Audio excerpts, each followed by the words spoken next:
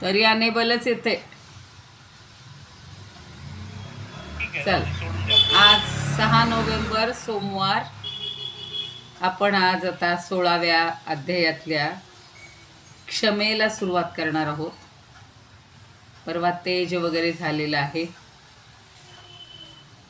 जय श्रीकृष्ण. माता अलंकापुरी पुण्यभूमी पवित्र, तिथे नांदतो ज्ञान राजा सुपात्र. तया आठविता महापुण्यराशी, नमस्कार साष्टांग श्री ज्ञानेश्वरासी. माता यस्य तपस्विनी च जनको, निरवैराग्य रागान्वित, भ्रातारो गुरुणा निवृत्तिसहिता, निर्वृत्तिकाः संस्थिताः.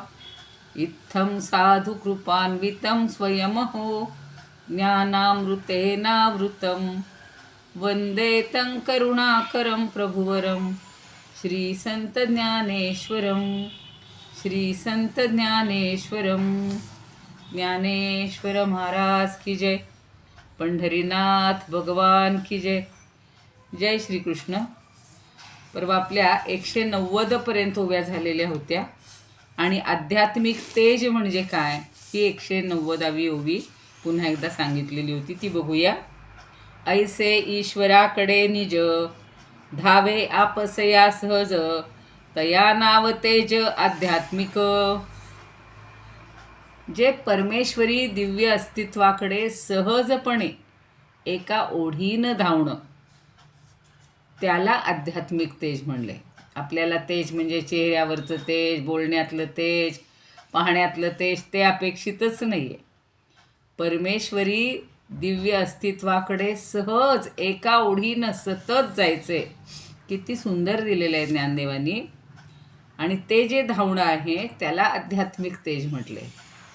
नाही तर माणसं काय करतात हो, एक सुरुवात करतात कुठल्याही, नाही का, कुठल्याही उपक्रमाला आपण सुरुवात करतो, आरंभशूर म्हणतात. ज्ञानेश्वरी लिहायची, केली सुरुवात, 1.5 वर्ष 2 वर्ष झाली तरी एक अध्यायाच्या पुढं गाडी जात नाही आहे. कारण का की त्याची ओढ नाही आहे. ते भगवंताकडं एका विशिष्ट ध्येयानं सतत पोहोचायचे आपल्याला. त्यासाठी काही ना काहीतरी तप करायचे, काहीतरी करायचे, हे अपेक्षितच नाही आहे, होतच नाही आहे. आणि हे तेज सांगितलेलं आहे. आता आपल्याला क्षमा पाहिजे पुढे. आता सर्व ही साहातिया गरिमा, गर्वा नये तेची क्षमा, जैसे देह वाहो निरोमा वाहणे नेणे. अगदी सोपं सुटसुटीत उदाहरण दिले की साहतिया, आता सर्व ही साहातिया गरिमा. गरिमा म्हणजे मोठेपणा. सगळं काही सहन करतो. साहातिया म्हणजे सहन करतो, पण कशी सहन करतो? गर्वा नये त्याची क्षमा. पण ते सहन करत असताना की मी सहन करतो असा गर्व न बाळगता, अशी गर्व न बाळगणारी जी वृत्ती आहे ना, त्याला त्यांनी क्षमा म्हटले. पण त्याच्यासाठी उदाहरण काय दिले? सोपं दिले उदाहरण. जैसे देह वाहो निरोमा वाहणे नेणे. आपल्या शरीरावर रोम असतात, म्हणजे छोटे छोटे केस असतात. ते शरीर वाहून नेते. ते कधी असं म्हणतं का हो, एवढी 60 वर्ष झाले मी तुम्हाला वाहून नेतोय, 50 वर्ष झालंय, कोणी 80चे असतील, मी आपलं तुम्हाला वाहतोच आहे, तुम्हाला काही त्याचं नाही. आपल्याला किती असतं हो, एवढे वर्ष आम्ही त्यांचं करतोय, कुणाचं करताय? केवढा भार वाहत असतो आपण आणि केवढं त्याचं ओझं दाखवत असतो. पण हे रोमांच जे आहेत, रोम जे आहेत, ते कधी आपल्या शरीरावर भार वाहतोय म्हणून काही सहन करतोय म्हणून त्यांनी व्यक्त केलंय का हो, दाखवलंय का हो? नाही. तर असा गर्व न बाळगणाऱ्या वृत्तीला क्षमा असं म्हणायचं. आपण क्षमा म्हणजे कसं एरवी पृथ्वीच्या बाबतीत म्हणतो, समुद्रवसने देवी पर्वतस्तन मंडले, विष्णुपत्नी नमस्तुभ्यं पादस्पर्शं क्षमस्व मे. म्हणजे आपण रोज तिला पायानं स्पर्श करतोय, तुडवतोय अक्षरशः. जसं ते गाणं आहे, माती सांगे कुंभाराला, पायी मज तुडविशी, तुझाचा आहे शेवट वेड्या माझ्या पायाशी.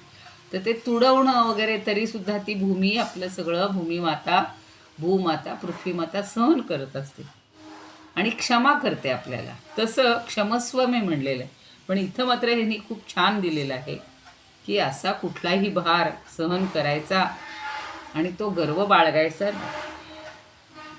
त्याला क्षमा असं म्हणतात. आता अजून काय धैर्य म्हणतात बघा. आणि मातलिया इंद्रियांचे वेग, का प्राचीने खवळले रोग, अथवा योग वियोग प्रिया प्रियांचे. तसंच आपली जी इंद्रिय आहेत मातलेली, म्हणजे अत्यंत प्रक्षुब्ध झालेली बेलगाम अशी इंद्रिय आहेत आणि त्यांचे वेग म्हणजे आवेग, म्हणजेच त्यांची भोगवृत्ती वाढलेली असते. आणि ती वाढलेली असताना का प्राचीने खवळलेले रोग, आणि मग प्राचीने म्हणजे आपल्या प्रारब्धानुसार खवळले रोग, काही जर आपल्या ठिकाणी रोगांचा प्रादुर्भाव झाला, अथवा योग वियोग किंवा एखाद्या प्रिय व्यक्तीचा योग किंवा वियोग दोन्हीही, म्हणजे भेट झाली किंवा वियोग झाला, ह्या दोन्ही गोष्टी अजून पुढे ओबीती कंटिन्यू आहे. यया आघवियांचाची थोरू, एके वेळे आलिया पुरू, तरी अगस्तिका हो निधीरू उभा ठाके. म्हणजे धैर्य म्हणजे काय त्याचीही इथं उदाहरणं चाललेली आहेत. आता आपल्याला माहिती आहे की आघवियांचे थोरू एके वेळी आला पुरू. आता सगळ्या घटनांचा एकदम पूर उफाळून आलेला असताना धैर्यशील एके वेळी आलिया पूर, एकदम मोठा लोंढा आलेला आहे बघा. आपण पाहतो ना असा पूर आलेला, तुम्ही पाहिला असेल, आम्ही पण पाहिलेलं आहे लहान असताना, 10-12 वर्षाची असताना. असं पाण्यात कपडे वगैरे धुवायला जायचो नदीला, आणि आपले कपडे तिथेच ते गमेलं किंवा काय असेल त्याच्यात ते ठेवलेले, आणि एकदम आला ना लोंढा, म्हणजे ते कपडे घेऊन बाहेर येणं हे अवघड काम होतं. मला अगदी अजूनही आठवतं की अंगावर शहारा येतो, कसं पळालो असू अगदी जीव मुठीत धरून. तसं इथं म्हटलेलं आहे. म्हणजे ते जे धैर्य त्यावेळेला येतं आपल्याला, कुठून येतं देवाला माहिती आहे. पण इथे अगस्त्य ऋषींनी काय केलं होतं हे आपलं अगदी छोटंसं काम सांगते मी. पण अगस्त्य ऋषींनी काय केलं होतं की एवढा मोठा सगळीकडून सगळ्या घटनांचा किंवा सगळ्या त्या पाण्याचा पूर उफाळून आला असताना अगस्तीसारखा तो ताठ उभा राहून प्रसंगाला सामोरं जातो, किंवा त्या प्रसंगी जे धैर्य एकवटतं त्याला धैर्य म्हणायचे, धृती. असं म्हणतात की अगस्तींनी तो सगळा समुद्र एकदम पिऊन टाकलेला होता त्या वातापी राक्षसांना आणि त्या राक्षसांच्या समूहाला शोधून काढण्यासाठी, कारण ते समुद्रामध्ये लपून बसलेले होते. म्हणजे हे जे धैर्य आहे, काहीही समोर आला प्रसंग, कुठल्याही प्रसंगाच्या वेळेला डगमगून जायचं नाही. आता याच्यावर सुद्धा छोट्या छोट्या गोष्टी सांगितल्या जातात बघा. पूर्वीची म्हाताऱ्या बायका किंवा म्हातारी माणसं फार समयसूचक असायची, प्रसंगावधान असायचं त्यांना. असे चोर घरामध्ये शिरतात म्हणजे रात्रीची वेळ आहे, मध्यरात्रीची वेळ आहे. तुम्ही ऐकल्या असतील अशा गोष्टी. तर ती एक म्हातारी असते, ती नुसत्या त्यांच्या आवाजाने एकदम दचकून जागी झाली आहे आणि घाबरली बिबरली नाही. ती सगळ्यांना म्हणते, अरे आलात का. ती अशी कब्बशांचे आवाज करते, भांड्यांचे खडखडाट करते.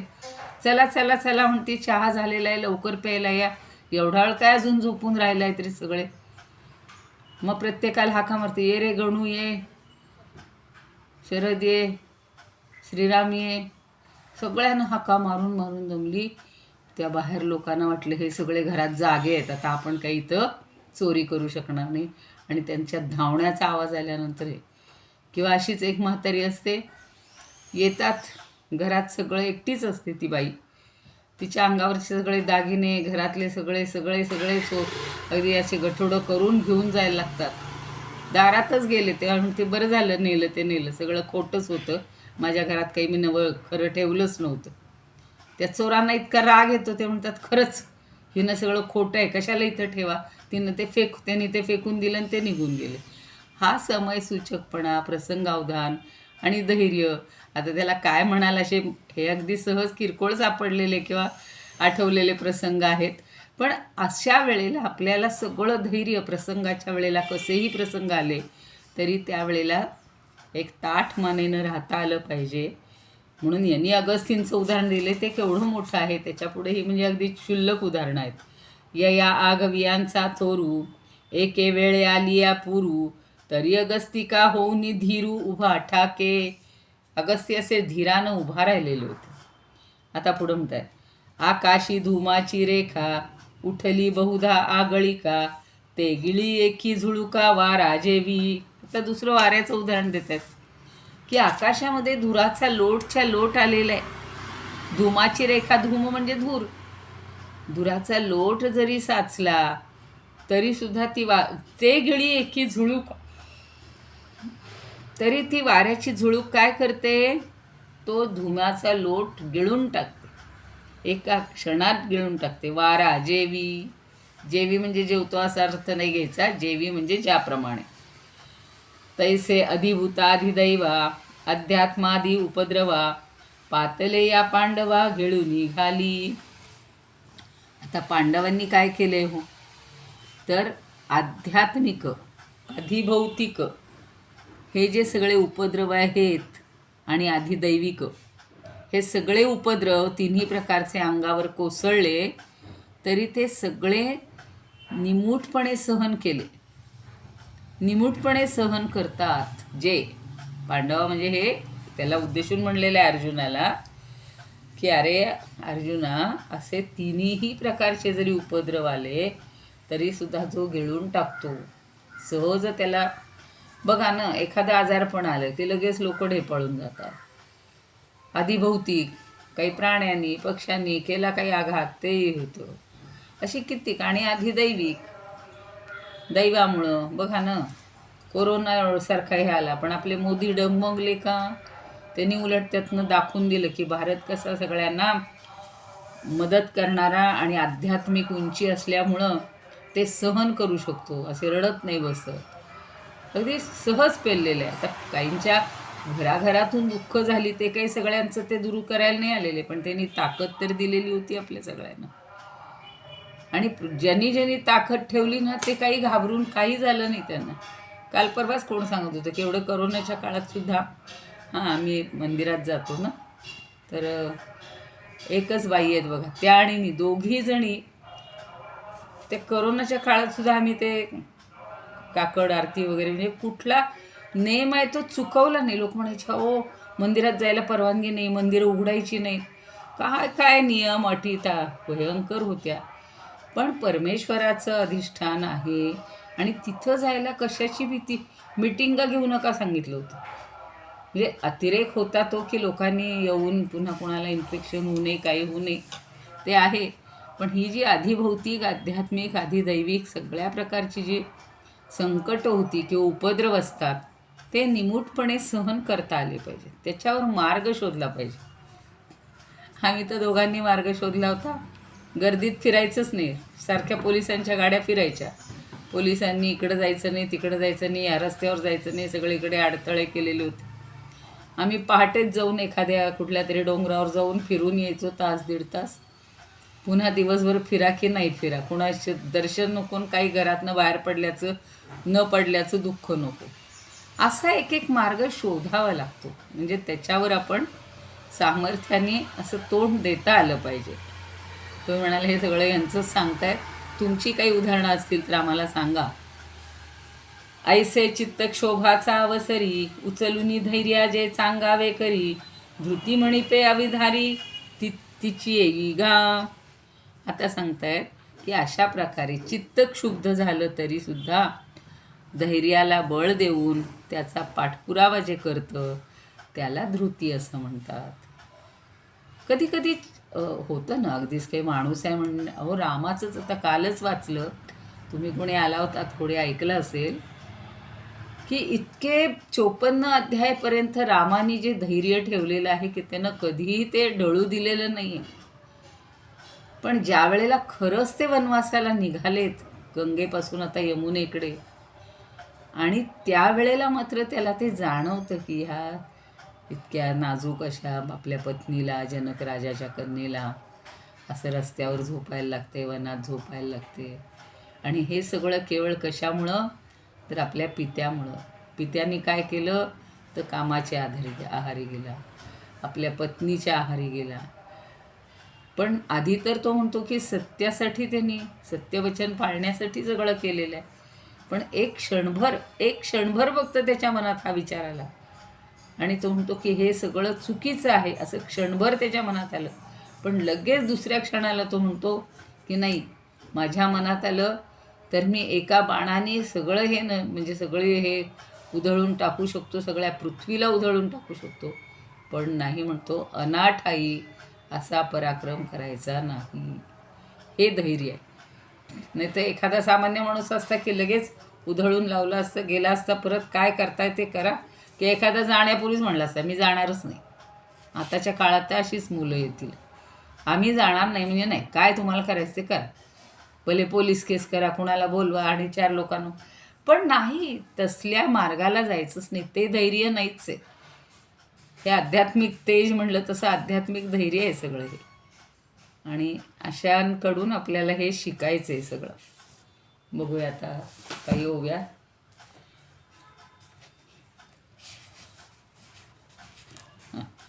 थोड्या 1 2 3 पूर्वीच्या घेते, म्हणजे ती लिंक लागेल आपल्याला. पतीसाठी साध्वी गणिना मृत्यूसी, उडी घाली जैसी चित्ते माझी, तैसे विषयांते लोटोनिया दूर, भेटाया साचार आत्मनाथा. हे त्या दिवशी झाले. जे काक्रमिती अरुंद बिकट, आकाशाचा पंथ आवडीने, विधिनिषेधाचा बंध नाही जया, महासिद्धी त्याही नावडती. ऐशा परिपार्था सर्वेश्वराकडे, स्वभावता ओढे चित्त जेव्हा, त्याची आध्यात्मिक तेजाचे लक्षण, तुझं विवरण सांगितले. ही सगळी आध्यात्मिक तेजाची वर्णनं किंवा उदाहरणं सांगितले. आता असंख्यात, आता जे सांगतात ते, आता क्षमा, आता असंख्यात रोमादेह वाहे,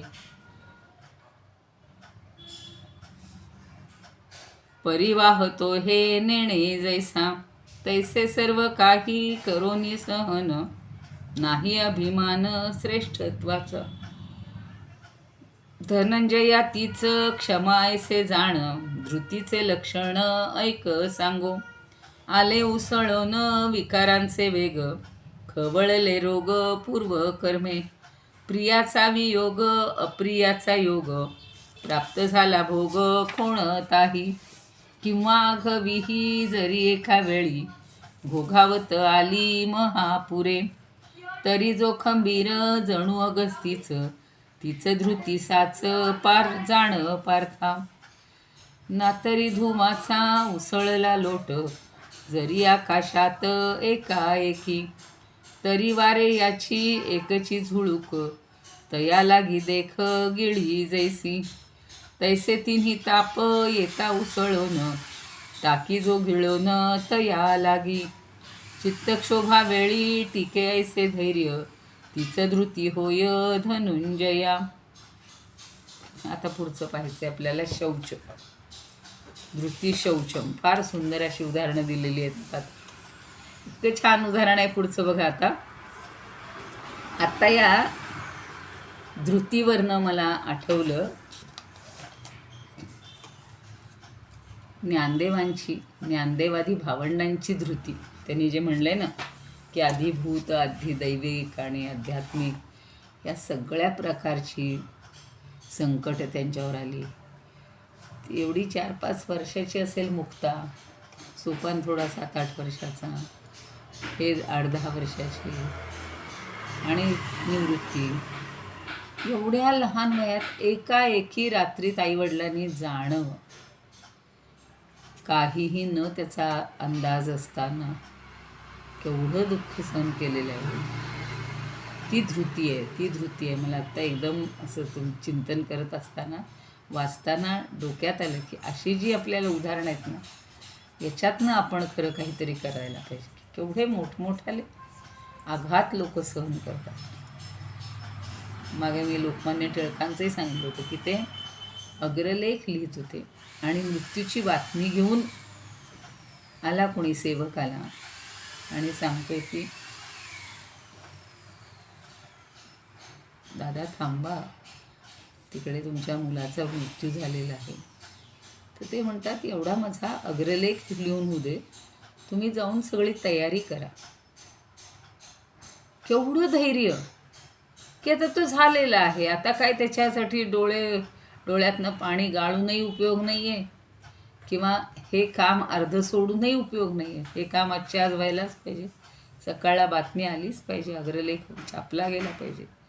इतकी कर्मावरची निष्ठा, कामावरची निष्ठा आणि धैर्य, अशा कित्येक जणांची उदाहरणं खूप आहेत आपल्याकडे, पण एकदम सुचलं म्हणून सांगितलं. आता शौच पाहिजे. शौच म्हणजे पावित्र्य.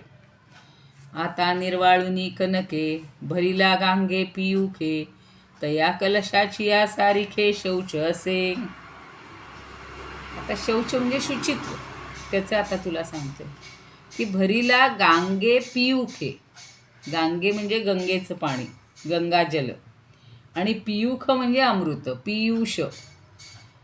काय कलश, तया कलशाची या सारिखे शौच असे, म्हणजे शुद्ध सोन्याची घागराणी. काय म्हणलेलं आहे? कनके. कनके म्हणजे सोनं, कनकाच्या घागरीमध्ये.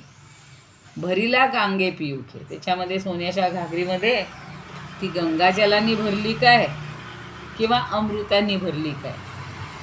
त्या दोन्हीचं शुचित्व हे सारखंच आहे. अमृतही तेवढंच पावित्र्य देणारं आहे आणि गंगाजलही तेवढंच पावित्र्य देणार आहे. पण आपण जर असं गंगेचं आधी जल आणलेलं असेल आणि कोणी म्हणलं की द्या आता, ते टाकून द्या ना, आता अमृत आणले म्हणून अमृत घ्या, तर आपला जीव थोडं हे होईल की बाबा एवढं गंगेचं पाणी आणलं, आता ते टाकून द्यायचं का अमृतासाठी, कुठं ठेवायचं, जागा नाही समजा. तसं नाही, या दोन्हीचं पावित्र्य सारखं, की उलटं व्हाईस वर्सा. आधी अमृत आलेलं आहे कलशामध्ये आणि आता गंगा आलेली आहे, गंगेचं जल आले, घ्या तुम्हाला हवं आहे तेवढं. मग आता एकाच कलशामध्ये ठेवायचं असेल तर अमृताला थोडंसं हे दिला पाहिजे, फाटा दे. दोन्ही शुद्धता सारखीच मानली. इतकंच म्हणजे काय उदाहरणं त्यांनी द्यावीत. पुढे बघ, जे अंगी निष्काम आचारू, जी विवेक कुसाचारू, तो सबाह्य घडला आकारू शुचित्वाचा. आता अजून एक उदाहरण देतात की जे देहानं, निष्काम वृत्तीनं, निष्काम आचारू, निष्काम वृत्तीनं आचरण करतात आणि ज्यांच्या मनात जीवी विवेक साचारू, ज्यांच्या मनात सतत विवेक असतो, यथार्थ विवेक असतो, ते पुरुष म्हणजे शुचित्वाची प्रगट मूर्ती. तो सबाह्य घडला आकारू शुचित्वाचा. तो अंतर्बाह्य शुचित्वाची मूर्ती आहे, जणू साक्षात शुचित्व आहे उभं राहिलेलं, साकारलेलं, शुचित्वाची प्रगट मूर्ती आहे असं समजावं. का जगाचे आंध्य फेडितू, श्रियेची राऊळे उघडितू, निघे जैसा भास्वतू प्रदक्षिणे. भास्वतू म्हणजे सूर्य. आता हा सूर्य काय करतो हो, की सगळ्या विश्वातला अंधकार दूर करत, नष्ट करत आणि सौंदर्याची मंदिरं प्रगट करीत सूर्य जणू काही पृथ्वी प्रदक्षिणेला निघतोय. श्रियेची राऊळे उघडितो. श्रिया म्हणजे समृद्धी. तर ही सौंदर्याची, समृद्धीची मंदिरं प्रगट करत हा जो सूर्य आहे, हा कशाला निघालेला आहे? पृथ्वी प्रदक्षिणेला निघालेला आहे.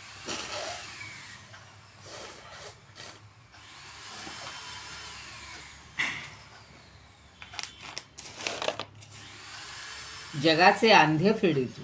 जगाचं अंधकार, जगातला सगळा अंधकार हा दूर करण्यासाठी सूर्य एवढी मोठी प्रदक्षिणा रोज करतो हो. एक गोष्ट चेष्टा आहे का? आपली रोजची 8 तासाची 10 तासाची ड्युटी करतो म्हणजे आपण केवढं मोठं काम करतो, स्वतःपुरतं करतो ते. पण सूर्य सगळ्या जगाला सूर्य उजेड देत असतो. त्याप्रमाणे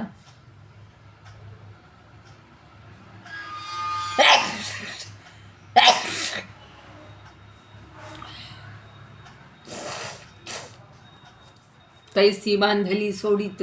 वेळ संपत आली आहे. थांबावं लागेल, इथेच 99ला थांबते. इदमुपकर्तुं, नाही आहे अजून वेळ, सॉरी वेळ आहे. मला वाटलं ते आज उशिरा सुरू झाले ना. तैसी बांधली सोडीत बुडाली काढीत साकडी फेडीत आरताचिया. तस सतत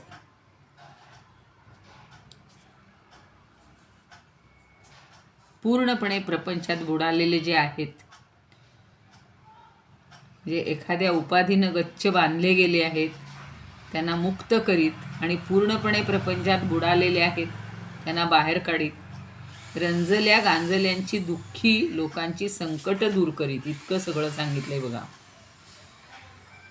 तैसी बांधली सोडीत, बांधली म्हणजे आपली बंधनं. या संसारात खूप बंधनं आपण घालून घेतो, बंधनं पडतात आपल्याला, तर ती सोडायचीच. आणि बुडाली काढीत, आणि जे पार अगदी खोल त्याच्यात बुडलेले आहेत त्यांनाही काढायचे, बाहेर काढायचे. आणि साकडी फेडीत अर्थाची या, आणि अर्थ म्हणजे जे दुःख आहेत त्यांची साकडी म्हणजे संकट. तर दुःखी लोकांची, रंजल्या गांजलांची संकट दूर करीत असे जे असतात, तो पुढे अजून ही ओवीचा भाग पुढे काही आहे.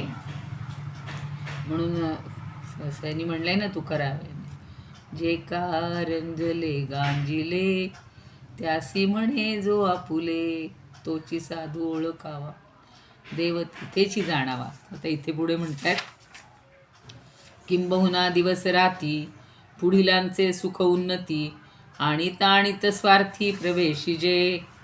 म्हणजे असं इतरांच्याही संकटामध्ये किंवा दुःखामध्ये त्यांना मदत करत करत काय करतायत, स्वतःचं आत्महित साधत असताना इतरांच्या कार्यात आणि आपल्या स्वतःच्या हिताबरोबर दुसऱ्याचंही हित साधण्याचा जे पुण्यवान पुरुष स्वार्थमनी बाळगतात. म्हणजे जे पुण्यवान आहेत ते इतरांची पण काळजी घेतात. आत्ता सांगितलं तसं पूर्णपणे जे बुडून गेलेले आहेत, सगळ्या संसाराच्या बंधनामध्ये अडकलेले आहेत, त्यांना मुक्त करतात. प्रपंचात पूर्ण बुडून गेलेले आहेत त्यांना बाहेर काढतात. रंजल्या गांजल्यांची दुःख दूर करतात, संकट दूर करतात. आणि अहोरात्र दुसऱ्यांच्या सुखाचा विचार करीत, ते सुख वृद्धिंगत करीत आपल्या हिताबरोबर दुसऱ्यांचंही आत्महित साधण्याचा हे पुरुष आहेत, पुण्यवान पुरुष. हे तो स्वार्थ आहे, म्हणजे दुसऱ्यांना हे करणं हा सुद्धा त्यांचाच स्वार्थ आहे असं मानतात. नाही तर आपण म्हणू घरचं झालं थोडं, व्यायानं झाडलं घोडं, असं म्हणतात की नाही आपल्या. पण हे दुसऱ्यांचा स्वार्थ साधणं, दुसऱ्यांसाठी दुसऱ्यांचं हित साधणं हा सुद्धा स्वार्थच मानतात. इतकं मोठेपण या सगळ्याला अद्रोह असं पुढं म्हटलंय बघा.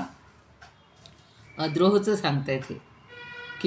किंबहुना दिवस राती पुढिलांचे सुख उन्नती आणि ताणित स्वार्थी प्रवेशिजे. वाचुनी आपुलिये काजा लागी प्राणीजातांच्या अहितभागी संकल्पाची ही आडवंगी न करणे जे. आता एवढंच काय, तर आपलं स्वतःचं आत्महित साधत साधत आणि इतरांच्या कार्यात ढवळाढवळ न करता, इतरांच्या संकल्पात अडथळे न आणता ते आणत नाहीत. इतकं सांगितले बघा. वाचुनी आपुलिये काजाला प्राणीजातांच्या अहित भागी, दुसऱ्यांचं अहित होणार नाही याचा प्रयत्न करतात. आणि संकल्पाची ही आडवंगी न करणे, आणि दुसऱ्यांचे जे संकल्प असतील त्याला आडवंगी म्हणजे अडथळे, त्यांच्यामध्ये अडथळासुद्धा ते आणत नाहीत. काही जण काय करतात, आपल्याला नाही न साधत आहे म्हणून दुसऱ्याला काहीतरी खो घालायचा. कालच एक कथा किंवा एक प्रसंग ऐकत होते, पुढे कधीतरी ऐकाल तुम्ही तो, की समर्थ ज्या वेळेला त्या माहूरगडावर गेलेले होते आणि तिथे सगळे ब्राह्मण पूजा करत होते, कोणी पाठ करत होते, कोणी वेद पठण करत होते. सगळे त्यांचे हे चाललेले होते 12 वर्ष तपश्चर्या. आणि तिथे आता गुरु दत्तात्रेय दर्शन देणार म्हणून ते रोज वाट बघत आहेत. समर्थाने वाटतं चला आपल्यालाही मिळालं दर्शन, इथं आलोच आहे तर बरं होईल म्हणून ते थांबतात तिथे. पण त्यांनी अशी माया रचली की सगळे ते पळून गेले. तर ती डिटेल सांगायला फार मोठी अवघड आहे माया.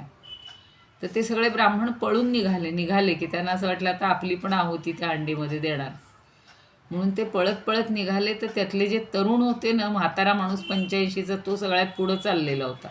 पायऱ्या उतरून तो भराभरा म्हणजे येणार होता. तेवढ्यात त्या एक जणांनी त्याला काठीनं अडवलं आणि खाली पाडलं. तर तो इतका हुशार आहे, तो बरं झालं मी सपाट रस्त्यावर पुढं पळत होतो, पण पायऱ्यांच्या रस्त्यावर मला पटकन पुढं पळता आलं नसतं. तुम्ही काठीमुळं अडवल्यामुळं मी चांगला पटकन खाली पायऱ्या उतरून आलो. म्हणून म्हणलं तसं इतरांच्या संकल्पात अडथळा आणणारे लोक असतात, पण काही मात्र अजिबात तसे अडथळा आणत नाहीत. आता म्हणून त्याला अद्रोहत्व असं शब्द नाव दिलेलं आहे. आता पै अद्रोहत्वाईशी या गोष्टी ऐकसी जिया किरीटी, ते सांगितले हे दिठी पाहो ये तैसे. म्हणून अरे पार्था, ह्या सगळ्या ज्या गोष्टी मी सांगतोय ना, या अद्रोहाच्या आहेत. द्रोह करायचा नाही कुणाचे.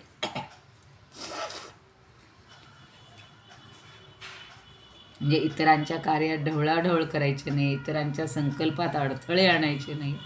काही जण काय करतात, आपल्याला नाही ना मिळत आहे मग दुसऱ्यालाही मिळू द्यायची नाही एखादी गोष्ट, पण त्याला द्रोह म्हणायचा. आणि जे दुसऱ्यांनाही मिळू देतात, आपल्याला नाही मिळालं तरी चालत, असं जे आहे ते अद्रोह. आता अजून एक उदाहरण देत आहेत बघा. आणि गंगा शंभूचा माथा पावोनी संकोचे जेवी पार्था, तेवी मान्यपणे सर्वथा लाजणे जे. आता आपल्याला शंभू गंगेचं उदाहरण माहिती आहे की पवित्र आणि पुण्यदायिनी अशी जी गंगा आहे ती भगवान शंकरांनी काय केली, आपल्या जटाभारामध्ये प्रथम धारण केली. तेव्हा त्या गंगेला संकोच वाटला, ती संकोच पावली. आणि मग सामाजिक पातळीवर मानमान्यता किंवा प्रतिष्ठा प्राप्त झाली असता मनामध्ये जी लज्जा किंवा संकोच निर्माण होतो, तर त्याला आता त्यांनी पुढे अमानित्व असा शब्द वापरलेला आहे की शेवटचा जो गुण आहे अमानित्व. आणि गंगा शंभूचा माथा पावनी संकोचे जेवी पार्था, तेवी मान्यपणे सर्वथा लाजणे जे. आता पुढची हे ते पुढत पुढती अमानित्व जाण सुमती, मागा सांगितलेसे किती ते चिते बोलो. आता शेवटचं जे आहे की तू हे अमानित्व समज. हे मी आता उदाहरण सांगितलेलं आहे की गंगा त्या जटाभारामुळं संकोचित झाली, लज्जित झाली, नाही तर तिला खरं मोठेपणा केवढा मिळाला असता शंभूने आपल्या डोक्यावर, पण तिला तर मोठेपणा तसंच मानवायचा नव्हता म्हणून अमानित्व. नाही तर आपण लगेच मानीपणा करतो, बघा आमच्या दारातून गंगा आली, बघा आमच्या घरी पाहुणे मोठे आले. पण हे सगळं अमानित्वाबद्दल किती सांगू आणि किती नाही असं ज्ञानदेव म्हणत आहेत. भगवंतांनी 26 गुण सांगितलेले आहेत. ही ब्रह्मसंपदा आहे. उद्या 206 ओव्या झालेल्या आहेत, आज लक्षात ठेवा. उद्याला आपण 207वी ओवी पाहणार आहोत. इदमुपकर्तुं भुवन मंडलम समुदितमिव भास्करम सादरम वंदे ज्ञानेश्वरम. त्रिभुवनमाता भगवद्गीता लोकमंगला लोकविश्रुता लोकहितं संततं ज्ञायता येन ज्ञानेश्वरी विरचिता. श्रुत्वा प्राकृतगिरं सादरं वन्दे ज्ञानेश्वरं सादरं वन्दे ज्ञानेश्वरम्. आरती ज्ञानराजा महाकैवल्य तेजा सेविती साधू संत मनुवेधला माझा. आरती ज्ञानराजा. लोपले ज्ञान जगी हित नेणती कोणी अवतार पांडुरंग नाव ठेविले ज्ञानी आरती ज्ञान राजा कनकाचे ताट करी उभ्या गोपिका नारी नारद तुंबरू सामगायन करी आरती ज्ञान राजा प्रगट गुह्य बोले विश्वब्रह्मची केले राम जनार्दनी पायी मस्तक ठेविले आरती ज्ञान राजा महाकैवल्य तेजा सेविती साधू संत मनुवेधला माझा आरती ज्ञान राजा ज्ञानेश्वर महाराज की जय पंढरीनाथ भगवान की जय जय श्री कृष्ण जय तू ज्ञानेश्वर।